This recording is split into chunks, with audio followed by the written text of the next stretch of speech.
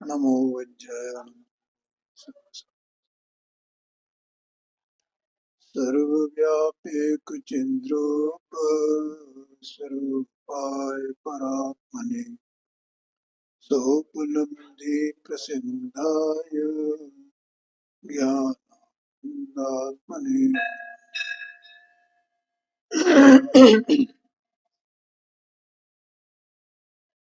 ग्रंथराज प्रवचन सारथी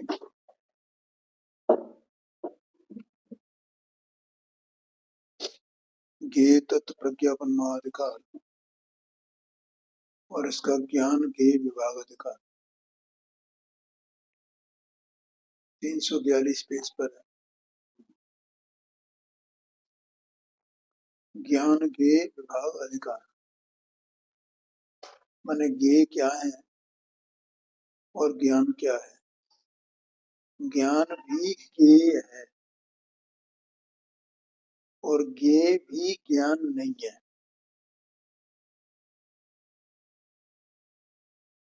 ठीक है, बात समझ में आती है। ज्ञान भी ज्ञेय है, ज्ञान ज्ञान के लिए स्वज्ञेय है और ज्ञेय है वो ज्ञान नहीं है, ऐसा है। तो ऐसे विभाग को बताने वाला ये ज्ञेय ज्ञान विभाग अधिकार है। ठीक है, इसमें यहाँ आत्मा कैसा ज्ञेय है, किस प्रकार जानने योग्य है, माने इस ज्ञान में उसका स्वरूप कैसा जानने में आवे, इसको बताने वाली 172 नंबर की गाथा प्रसिद्ध गाथा है। इसमें अपन ने 15 नंबर तक के जो बोल हैं वे स्वाध्याय में ले लिए हैं। कल 3-4 बोल चले थे। पहला 13 नंबर का था, लिंग माने मन इंद्रियां, ये लिंग है, माने लक्षण आत्मा है ना। तो संसार अवस्था में आत्मा को मन और इंद्रियां हैं। तो इस जीव को क्या लगता है कि ये इंद्रियां हैं, मन है, शरीर है, ये श्वासोच्छ्वास है, तो मैं जीता हूं, जी रहा हूं और मैं इनको धारण करने वाला हूं। ये नहीं होंगे तो मैं मर जाऊंगा, मतलब मेरा नाश हो जाएगा, ऐसा मानता है ना। तन उपजत अपनी उपज जान, तन नशत आपको नाश मान, ऐसा बिल्कुल ये पड़ा हुआ है। सभी जीव संसारी चारों गतियों के, मनुष्य में भी चाहे वे ज्ञानी हो या अज्ञानी, सब ऐसे मान रहे हैं ना। क्यों? देह में एक बुद्धि है। तो यहाँ पर ऐसा लगता है कि हमारा जीवन ये इंद्रियां और मन से है। इंद्रियां एक्टिव है ना, सब मन एक्टिव है, इनसे हमारा जीवन है। तो ये यहाँ ये कह रहे हैं आचार्य देव कि इंद्रियां और मन, इसको इस जीव ने अपना लक्षण माना जीने का, और उससे ये ग्रहण अर्थात जीवत्व को धारण करता है, ऐसा मानता है। मेरा जीवन कैसे है? मनोइंद्रियों के से। मन इंद्रियां नहीं तो मेरा जीवन नहीं। तो आचार्य देव यहाँ कह रहे हैं कि ये जीवत्व को धारण करके नहीं रखता है, ऐसा है। मन अथवा इंद्रियादि लक्षण के द्वारा ग्रहण अर्थात जीवत्व को धारण कर रखना जिसके नहीं है। आत्मा जो चेतन वस्तु है ना, ये चेतन वस्तु है, इसके इन मन और इंद्रियों को धारण करके रखना और उससे इसका जीना ऐसा नहीं है।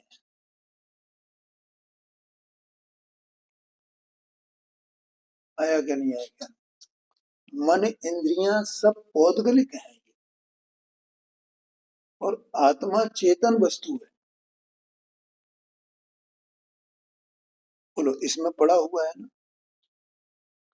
अभी मैं मंदिर आ रहा था तो मतलब मुझे क्या रहा है, देखो जीव अंदर में चेतन वस्तु है ना, तो ये तो अपने कार्य में निमग्न है बस। देह मन वाणी इनकी जो क्रिया चल रही है, इनकी योग्यता जो चल रही है, इसमें जीव का कुछ है ही नहीं ना।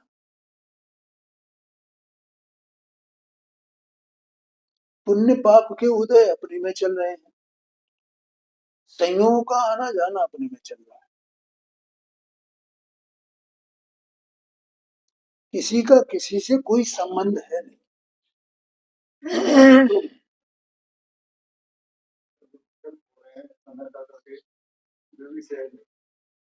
वो जीव जीव के खाते में है। बस जीव तो इतना इतना इतना कर रहा है, बस ये कार्य कर रहा है। इसके विकल्पों से न तो क्रिया होती है, न पुण्य पाप के उदय होते हैं, न कर्म का बंध होता है, न उनका उदय होता है, न संयोग आते हैं, न संयोगों का अभाव होता है, कुछ होता ही नहीं।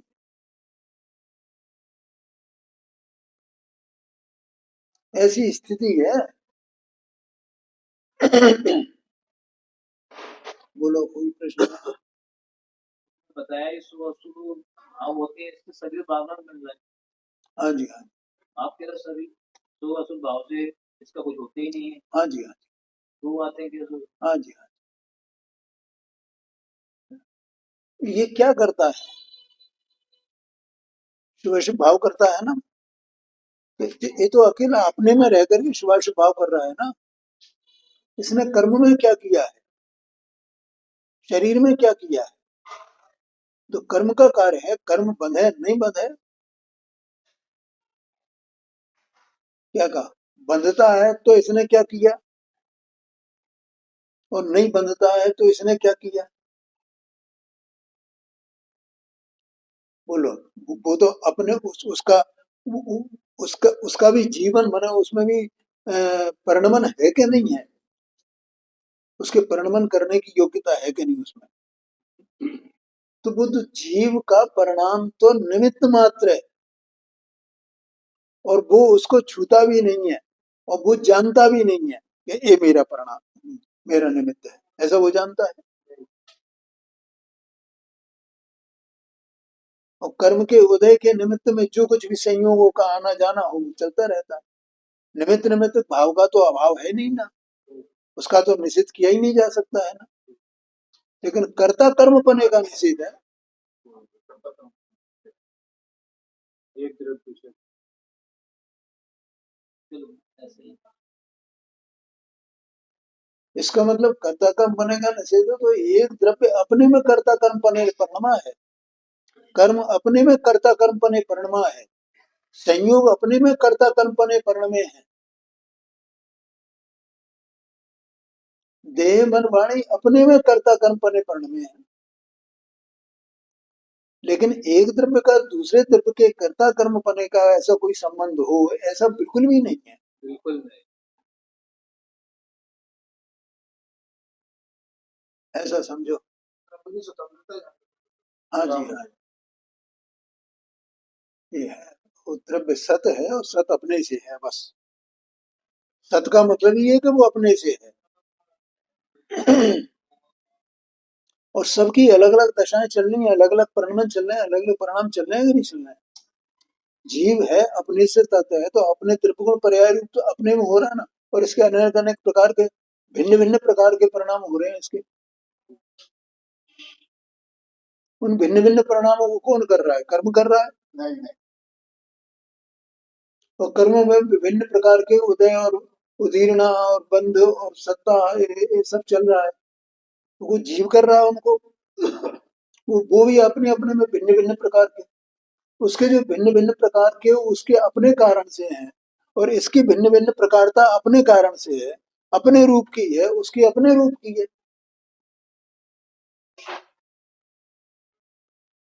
संयोगों का आना जाना वो अपने रूप से है। उनके अंदर यही है, तीनों पृथक दिखाई नहीं देते। देह मन वाणी वो अपने रूप से है, उसकी क्रिया जो कुछ भी हो।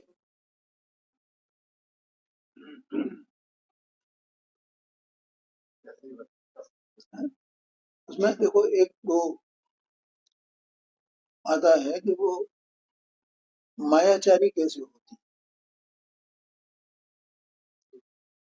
मैं ये बता रहा हूँ तो मतलब उसके भिन्न भिन्न प्रकारता कैसे, या इसने तो मायाचारी का परिणाम किसने किया, जिसने किया।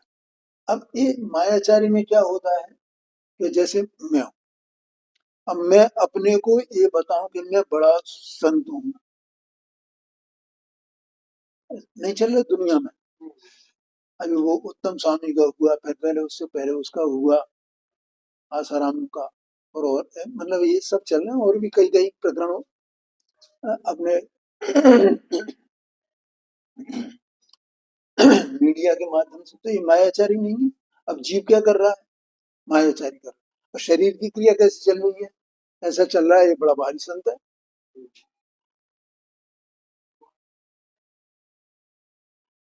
बोलो, अरे जो मायाचारी चल रही है तो इसका भी वैसे ही परिणमन चलना चाहिए ना, लेकिन इसका वैसा परिणमन नहीं चल रहा है। इसका भिन्न है? ये तो बिल्कुल बाहर से साधुत्व को दिखा रहा है, ये तो संतपने को दिखा रहा है, और अंदर में मायाचारी चल रही है। है। तो जीव के परिणाम में साधुत्व है क्या, और इससे क्या दिख रहा है, साधुपना दिख रहा है।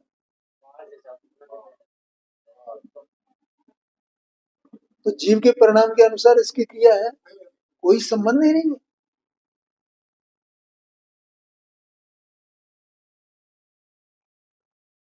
ऐसा कहना है। तो सबकी अपनी अपनी भिन्न भिन्न प्रकारता है, अपने अपने परिणाम की। विचित्र दृष्टा है। किसी का किसी से कोई संबंध है नहीं। इसलिए जीव ये मानता है कि मैं ये प्राणों को धारण करके रखता हूँ, इनसे मैं जीता हूँ। ऐसा नहीं है, जीव का स्वरूप ऐसा नहीं है। इसलिए जीव अलिंग ग्रहण है। अलिंग ग्रहण का अर्थ यहाँ क्या है, ऐसा जीव को मत जानो। जीव इस ऐसा अलिंग ग्रहण रूप है, इस प्रकार से अलंग ग्रहण रूप है, ऐसा जानो। ऐसा ज्ञेय है आत्मा। ख्याल में आया ना। और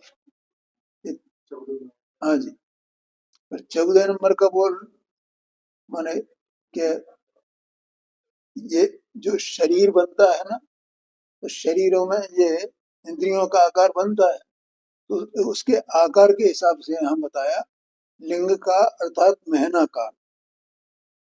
ठीक है, पुरुष आदि की इंद्री का आकार का ग्रहण जिसके नहीं है, जैसे अन्य इंद्रियां भी है ना। ठीक है, तो ये जीव क्या ये अन्य इंद्रियों का ग्रहण करता है क्या, है? ऐसे जो पुरुष की इंद्री है, स्त्री की इंद्री है, उनके आकारों को ग्रहण करने वाला जीव है क्या। जीव तो अचेतन वस्तु है। ओ हाँ, जीव तो चेतन वस्तु है, और ये सब अचेतन है ना, औदगलिक है ये पुद्गल का परिणाम है। इसलिए जीव उसको धारण करके नहीं रखता है। कोई मत ऐसा होगा जिसने ऐसा मानता होगा, ये बात है, तो लौकिक साधन मानता है उसका, तो इससे संतति चलती है। अच्छा, वंश परंपरा चलती है ना। और पुत्र हुए तो वो होता है, क्या नाम का, मुक्त हो जाता है, वो पिंडदान करता है, तो वो इनको धारण करके रखता है। ऐसा उसका ग्रहण जीव के उसका ग्रहण नहीं, ऐसा बताया। इसलिए जीव अलिंग ग्रहण है, और इस प्रकार ऐसे अर्थ की प्राप्ति होती है कि आत्मा लौकिक साधन मात्र नहीं है, लोक का साधन बनाना। ये देखो अभी तो ये सब क्या सब वो संघ के प्रमुख है ना भागवत, और नहीं साहब नहीं साहब, 2 बच्चे नहीं 3 बच्चे चाहे जितने बच्चे करो। अभी तो वो ये कह रहे हैं, नहीं तो हमारी संख्या कम रह जाएगी। हमारे धर्म का ऐसे है तो लौकिक साधन हो गया ना है। अरे वो सब कुछ महाराज क्या कह रहे हैं कुछ पूछो मत ही। क्या ये तो बात ही है, वो बात कर रहे थे। आप ये चीजें याद ही नहीं किया करो तो अच्छी बात है। क्या करना है सारा, मतलब वो सब लोक में ही शामिल है। अलौकिक पना तो कहीं दिखाई देता नहीं। साधु परमेष्ठी होते हैं वे अलौकिक, अलौकिक। पुरुषार्थ सिद्ध उपाय में 16 नंबर की गाथा है, उसमें दिया है कैसे अलौकिक साधु। तो इस प्रकार से ये 14 नंबर का होगा, इसके बाद 15 नंबर का है। इसमें ये कहा, इसमें किसी को कोई प्रश्न हो तो पूछ लेना है। लिंग के द्वारा अर्थात अमेहनाकार, देखो 14 नंबर के बोल में मेहनाकार को लक्षण बताया था, और यहाँ मेहनाकार को लक्षण न मान करके अमेहनाकार मानो उससे रहित द्वारा जिसका ग्रहण अर्थात लोक में व्यापकत्व नहीं है। कोई एक मत ऐसा है ना, ऐसा मानता है क्या आत्मा मन जीव है वो लोक व्यापी है। हमारे यहाँ भी जीव को, आत्मा को लोक व्यापी कहा गया है किसी अपेक्षा से। इसी प्रवचन सारथी में 23 नंबर की गाथा से लेकर के 32-33 गाथा तक आई है चर्चा कि ये जीव अप्रविष्ट रह करके भी लोक में प्रविष्ट है, और लोक में प्रविष्ट होकर के भी अप्रविष्ट है, ऐसा कहा। जैसे कहा कि ये जीव ज्ञान स्वभावी है ना, तो इसका जो ज्ञान जब केवल ज्ञान रूप होता है तो वो केवल ज्ञान किसको नहीं जानता है, लोकालोक को जानता है ना। तो ज्ञान की अपेक्षा से वो लोकालोक में व्यापक हो गया ना, लेकिन प्रदेशों की अपेक्षा नहीं हुआ। आया कि नहीं आया? ज्ञान की अपेक्षा से तो लोकालोक में व्यापक है, अपने में भी व्यापक है, पर में भी व्यापक है। ज्ञान ने सबको जान लिया, इसलिए वो प्रविष्ट होकर के भी अप्रविष्ट है और अप्रविष्ट होकर के भी प्रविष्ट है, ऐसा कहा जाए। तो हम ही लोग व्यापक मानते हैं, लेकिन हमारे यहाँ अनेकांत है, प्रविष्ट होकर के भी अप्रविष्ट है, अप्रविष्ट होकर के भी प्रविष्ट है। वे एकांत से मानते हैं, वे मानते हैं ये जीव लोक व्यापी है, माने सब पूरे लोक में व्यापक है। और उनके यहाँ इस प्रकार का लोक नहीं है जैसे अपन मानते हैं लोग, या संख्यात प्रदेशी लोक, लोकाकाश है, ऐसा वो लोग माना पूरा लोक सब उनके यहाँ एक है।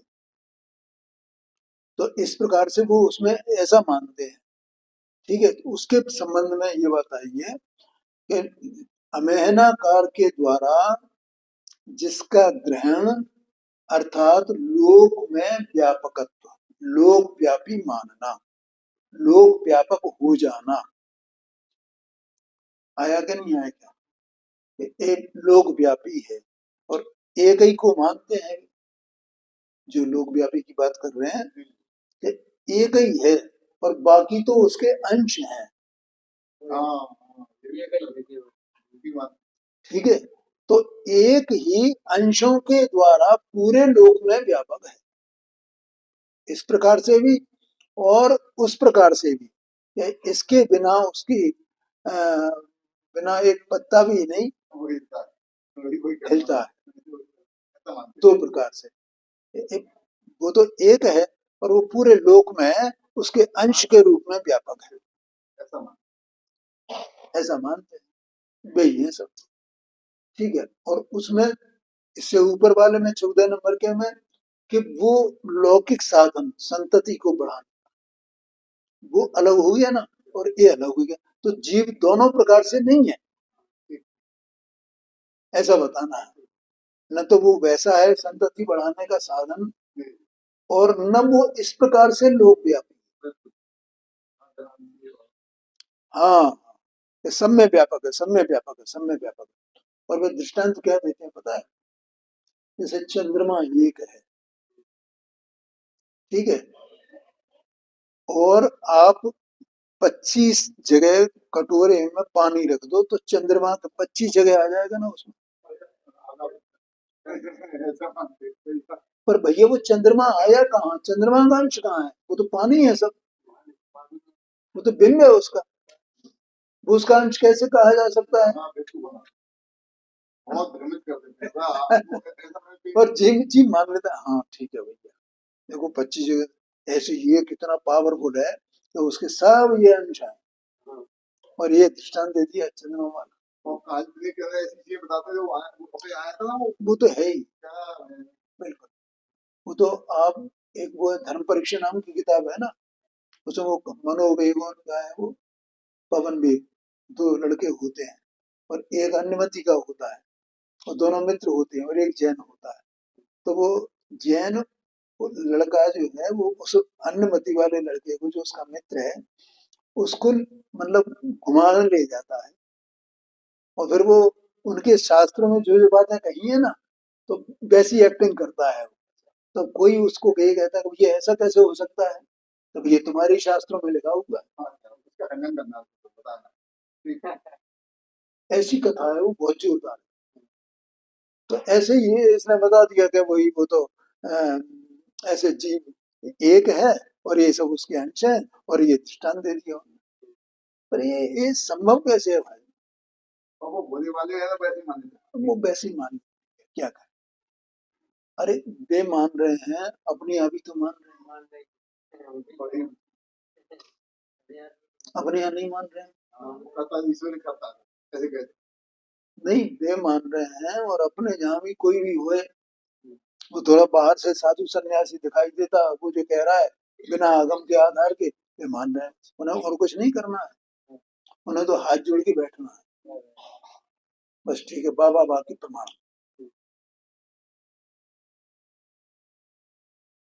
ख्याल में आया अभी, मतलब इतने विद्वान कहो कि साधु कहो कुछ भी कहो, मैं सबसे श्रेष्ठ जो है उस समय सागर जी को मानता। अभी परसों नरसों में मैंने उनका थोड़ा सा सुना था, तो वो कह रहे थे भाई जो भी बात आए वो आगम के आधार से आनी चाहिए, मतलब उनका जो लक्ष्य था वो ऐसे लोगों की तरफ था कि जो साधु तो हो गए हैं और आगम के आधार से कोई बात नहीं करते हैं, और बहुत विनम्र बहुत सरल है वो, ये समझ लो। हाँ, वो बहुत बहुत गंभीर है, बिल्कुल आगम से इधर उधर कुछ भी बात नहीं करते। खैर, तो इस प्रकार से अपने आप ही मान रहे हैं, इसका क्या करोगे आप। तो इस प्रकार से ये 15 नंबर का ये हो गया है। अब 16 नंबर का है, देखो जिसके लिंगों का अर्थात स्त्री पुरुष और नपुंसक वेदों का ग्रहण नहीं है, वह अलिंग ग्रहण है। इस प्रकार आत्मा द्रव्य से तथा भाव से स्त्री पुरुष तथा नपुंसक नहीं है, इस अर्थ की प्राप्ति होती है। देखो क्या लिखा है इसमें, जिसके लिंगों का। अब लिंग का माने वेद, 3 वेद होते हैं ना, और जो 25 कसाएं होती हैं उसमें जो नौ कसाएं होती है उसमें 3 प्रकार के वेद आते हैं। अब समझना इसको है। अब 3 प्रकार के वेद ये भी 2 प्रकार के होते हैं, द्रव्य वेद तीनों प्रकार के और भाव वेद तीनों प्रकार के। ठीक है, द्रव्य वेद माने शरीर की अपेक्षा से स्त्रीपना, पुरुषपना, नपुंसकपना, शरीर की अपेक्षा से, ये तो हुआ द्रव्य वेद। ठीक है, जैसे कोई स्त्री है तो स्त्री का कोई लक्षण होगा ना, पुरुष है पुरुष का कोई लक्षण होगा ना, नपुंसक है तो नपुंसक का लक्षण होगा ना। तो वो ये द्रव्य वेद कहे जाते हैं। और उसके कारण से ये जीव ये समझता है कि मैं पुरुष हूं, स्त्री नहीं हूं, नपुंसक नहीं।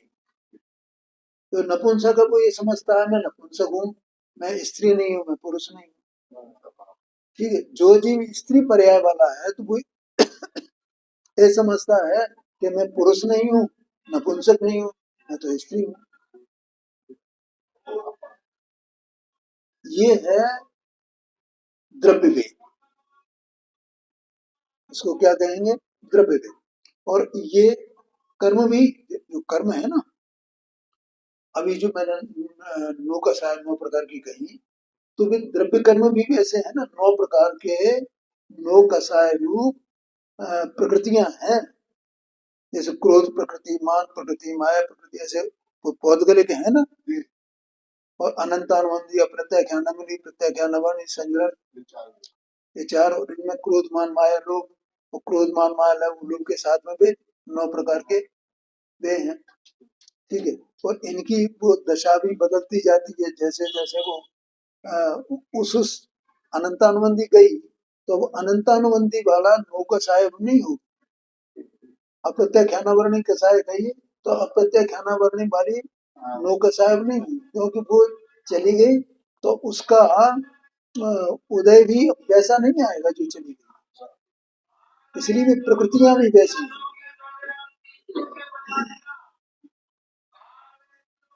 अब क्रोध की, जैसे इस जीव को क्रोध होता है ना, वो जो क्रोध होता है तो क्रोध कसाय होने पर वहां पर उसका निमित्त कौन है, कि क्रोध प्रकृति का उदय है वहां पर।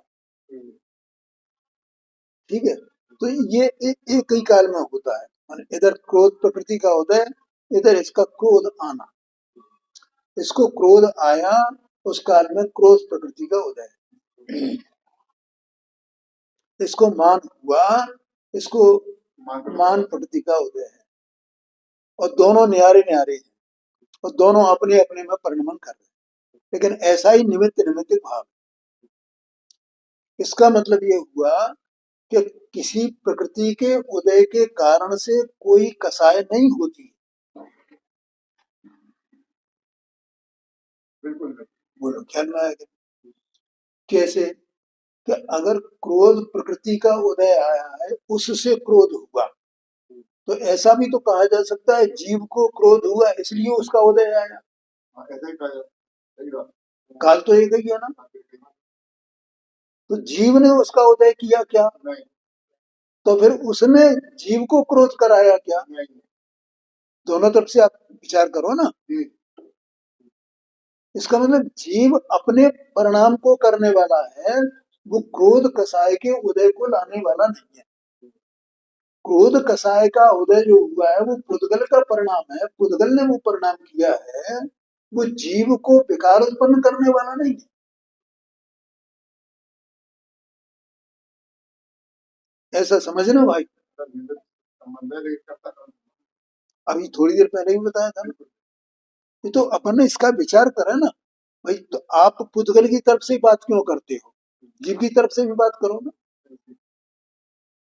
जीव ने क्या किया? क्रोध किया ना। अब जीव ने क्रोध किया तो क्रोध हुआ, तब तो वो उसका उदय आया। अगर हम ये कहते हैं कि उसका उदय आया इसलिए क्रोध हुआ, ऐसा है क्या? ऐसा बिल्कुल भी नहीं। ये दो द्रव्य सत्स्वरूप वस्तुएं हैं, ये अपने अपने विकार रूप एक ही काल में परिणमे हैं। ध्यान में है, उद्गल अपने विकार रूप परिणमा है, जीव अपने विकार रूप परिणमा, उसका निमित्त नैमित्तिक भाव, ऐसा समझना।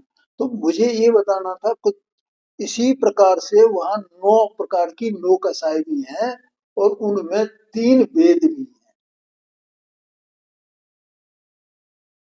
ठीक है, अब उन वेदों के कारण एक तो ये मतलब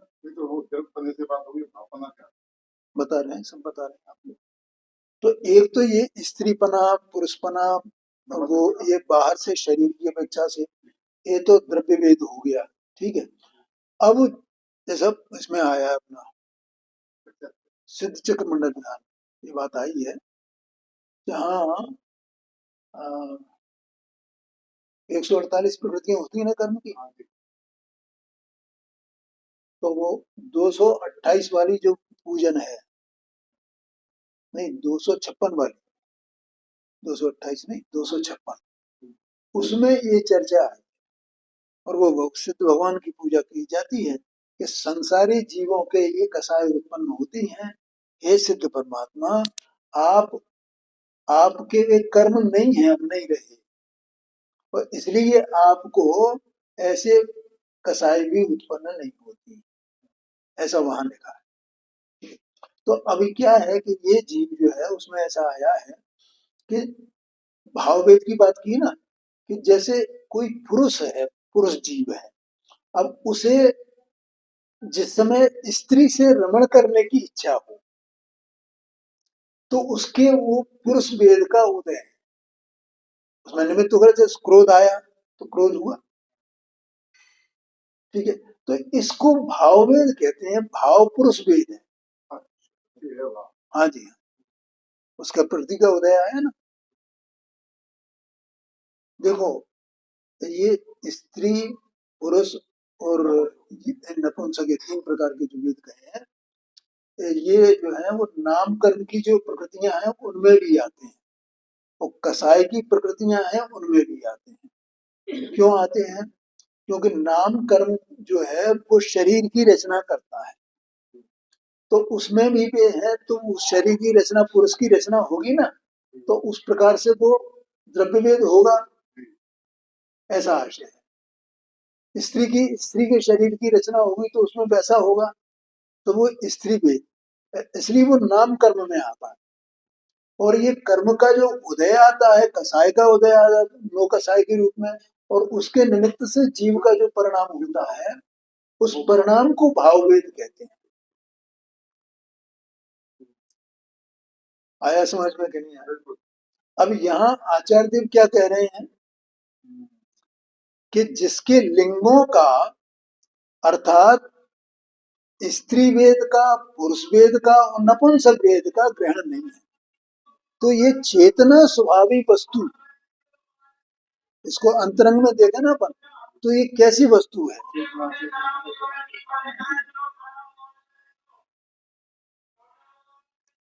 असंख्यात प्रदेशी लोक प्रमाण निश्चय से और व्यवहार से देह प्रमाण, और चेतना स्वभावी और अरूपी है।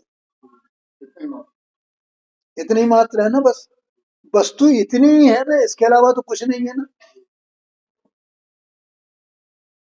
ठीक है, तो ये जो वस्तु है, ये वस्तु पहली बात तो नाम कर्म के उदय से जो इसको ये 3 प्रकार के वेद प्राप्त होते हैं, तो ये उनको ग्रहण करता है क्या? ये उस वेद रूप होता है क्या? ये तो शरीर का परिणाम है, उद्गल का परिणाम है, सूक्ष्म बात है।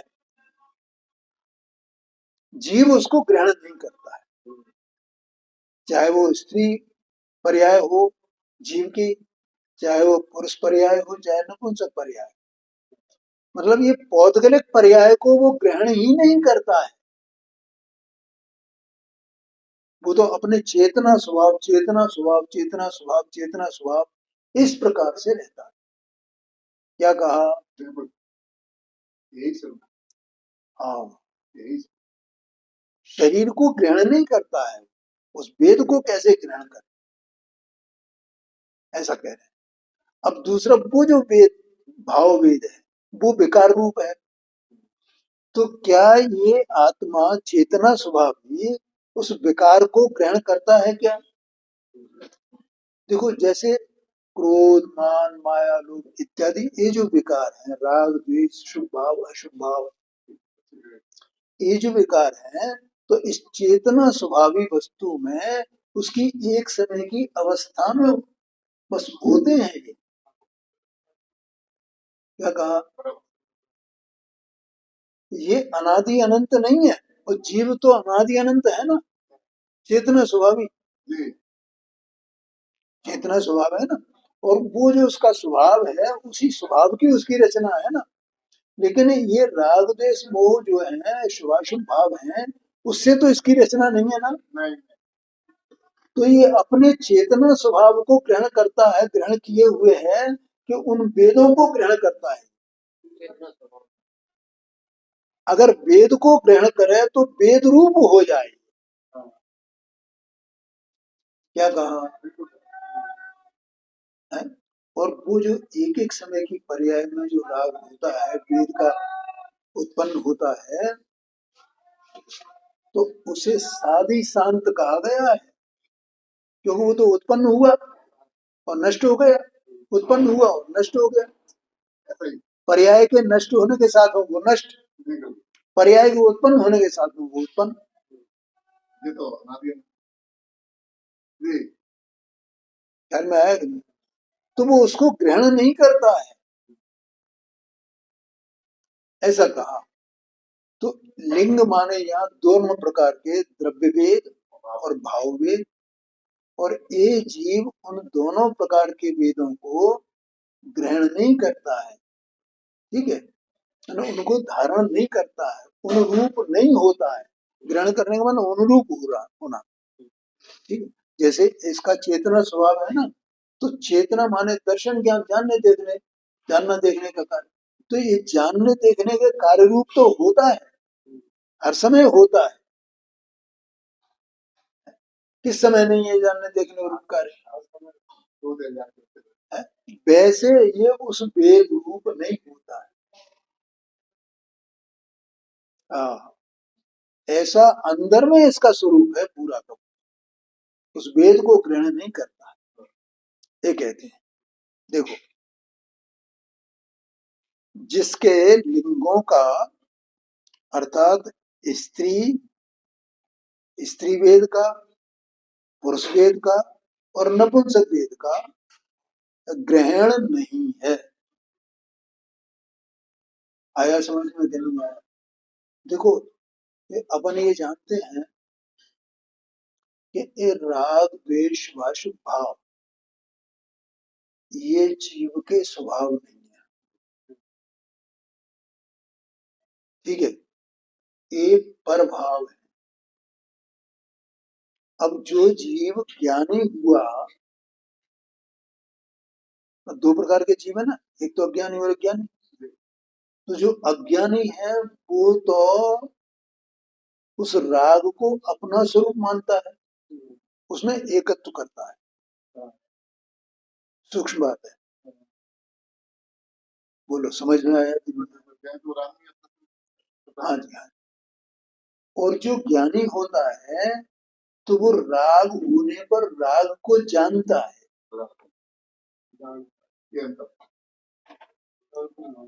आया क्या नहीं आया? राग को जानता है, राग परगेय है, परतत्व है, परद्रव्य है। तो राग को जानने का मतलब क्या है?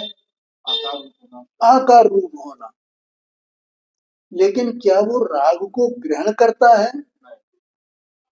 जैसे वो परगेयों को जानता है तो परगेय के आकार रूप होता है, लेकिन वो अपने स्वभाव को नहीं छोड़ता है, जानने के स्वभाव को, वही तो उसका जानना है। बोलो ख्याल में आया? तो उसके उस राग के ज्ञान रूप तो परिणमा है ये।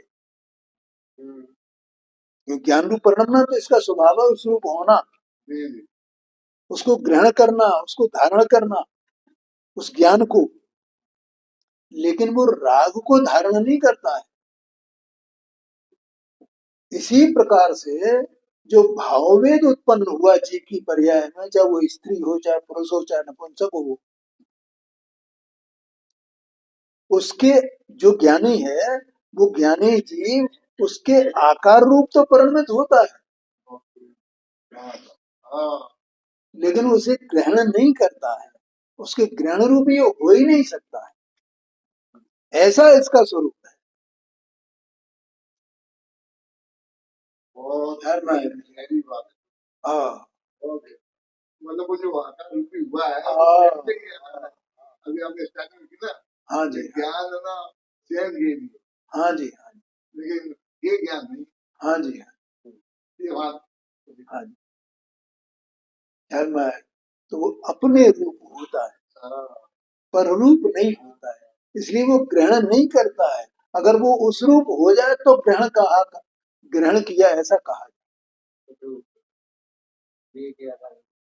आया समझ में। ये तो एक चेतना मात्र चेतना मात्र चेतना मात्र चेतना स्वाभाविक वस्तु है, ऐसा स्वरूप है आत्मा का। ऐसा जानो, आत्मा को वैसा नहीं जान पाए, ऐसा जान। में क्या है कि जानना जानना वो वैसा जानना का जानना हुआ नहीं, इसलिए वो वैसी मानना है ज्ञान भेद ज्ञान नहीं हुआ ना, इसलिए भेद ज्ञान हो तो बात बने। तो वो अपने को जान जाए, अपना ही जानना, अपने को जान जाए, अपना ही जानना, जो आप नहीं है उसे भी जान जाए, इसका नाम भेद ज्ञान है। और आपको जान जाए तो अपने में ही रहे, फिर वो पर को अपना क्यों माने।